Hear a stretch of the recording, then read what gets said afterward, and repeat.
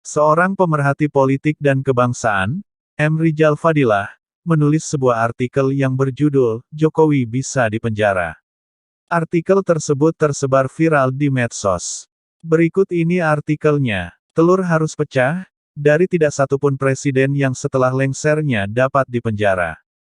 Jokowi yang berwajah kalem tanpa dosa dan dipuji akan kesederhanaannya adalah figur presiden yang 2 periode berkuasa meninggalkan prestasi hitam dan luka mendalam pada anak bangsa. Dulu Soekarno dan Soeharto pun banyak bercak hitam, namun jasa keduanya baik saat kemerdekaan maupun penumpasan PKI, telah tercatat dan berujung pada pemaafan rakyat.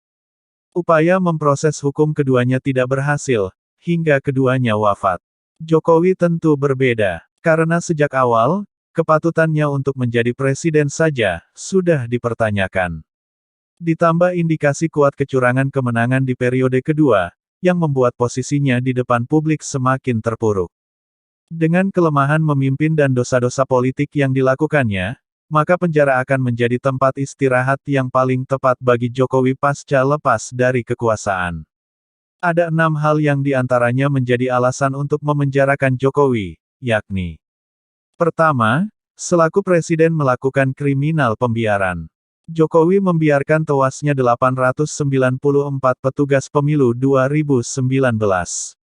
Tanpa ada perintah pengusutan sama sekali. Alasan kelelahan adalah janggal untuk korban yang sedemikian banyak.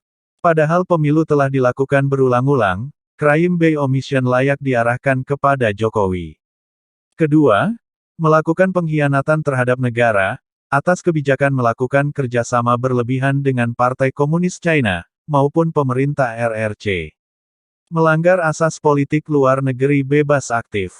Demikian juga dengan mengubah negara demokrasi menjadi oligarki. Sehingga konglomerat pun melakukan penjajahan ekonomi dan politik. Ketiga, menerbitkan Perpu yang membebaskan penggunaan dana negara untuk keperluan COVID-19, tanpa bisa diusut secara hukum perdata, pidana maupun tata usaha negara. Ini membuka peluang korupsi di masa pandemi. Kejahatan ekstraordinari rezim seperti ini harus dipertanggungjawabkan melalui proses hukum. Keempat, diduga kuat melakukan pembunuhan politik atas tewasnya 6 pemuda pengawal Habib Rizik Syihab. Membiarkan dan menjadi penanggung jawab proses peradilan sesat Rechterlijk Dwaling, atas aparat, pembunuhan 9 pengunjuk rasa depan Bawaslu serta terabaikan 135 korban Kanjuruhan. Jokowi benar-benar berlumuran darah. Kelima, KKN yang potensial untuk diusut. Aliran dana ke istana diduga kuat akan terbongkar. Indikasi dari mulai banyak menteri korupsi, ada dana TPPU 349 triliun, kasus Gibran Kaesang, kereta api cepat mangkrak, food estate yang berantakan, hingga 1.750 triliun rupiah dana alutsista yang tidak jelas. Keenam, kejahatan ideologi dengan merekayasa pengampunan dan rehabilitasi aktivis dan keluarga PKI, melalui Kepres nomor 17 tahun 2022, Inpres nomor 2 tahun 2023 dan Kepres nomor 4 tahun 2023. Penyelesaian non-judisial HAM berat untuk menyantuni aktivis dan keluarga PKI, merupakan penyiasatan rezim Jokowi. Tentu lebih dari 6 hal, yang dapat diinventarisasi, untuk menjebloskan Jokowi ke penjara. Ada ijazah palsu, dan peminggiran aspek keagamaan, termasuk terlalu banyak bohong. Ujaran bohong presiden, di samping cacat moral, juga merupakan perbuatan kriminal. Jokowi berpolitik hanya untuk menguatkan lingkaran dalam, dengan memerangi atau melemahkan lawan-lawan politik. Partisipasi dibangun dengan sandera atau dikte-dikte. Politik kepura-puraan menjadi jalan, untuk upaya melanggengkan kekuasaan.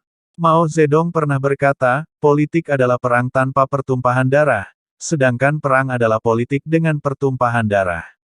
Lebih parah, doktrin Mao Zedong lain, setiap komunis harus meyakini kebenaran kekuatan politik itu, tumbuh dari laras senjata. Rezim Jokowi membolehkan keturunan PKI menjadi anggota TNI. Panglima TNI saat itu Jenderal Andika, menegur bawahan yang melarang atau menghalangi keturunan PKI, untuk menjadi anggota TNI. Soekarno dahulu membela dan melindungi PKI. Kini Jokowi melindungi dan menyantuni mantan aktivis dan keturunan PKI. Tanpa waspada akan bahaya dari keterpengaruhan ideologi. Demikianlah artikel tentang Jokowi bisa masuk penjara, yang dipublikasikan pada tanggal 31 Agustus tahun 2023, izinkan admin untuk mengingatkan jangan lupakan, dan tetaplah ingat kepada 6 pemuda beriman, pengawal ulama, yang tidak salah apa-apa, diculik, lalu disiksa dengan sadis dan kejam, kemudian dibantai tanpa belas kasihan, oleh segerombolan setan. Kasus ini dikenal sebagai kasus KM50, yaitu tragedi kemanusiaan paling biadab yang pernah terjadi di Indonesia. Senin tanggal 7 Desember tahun 2020 yang lalu. Allahu Akbar, Allahu Akbar, Allahu Akbar, Allahu Akbar, Allahu Akbar, Allahu Akbar, Allahu Akbar, Allahu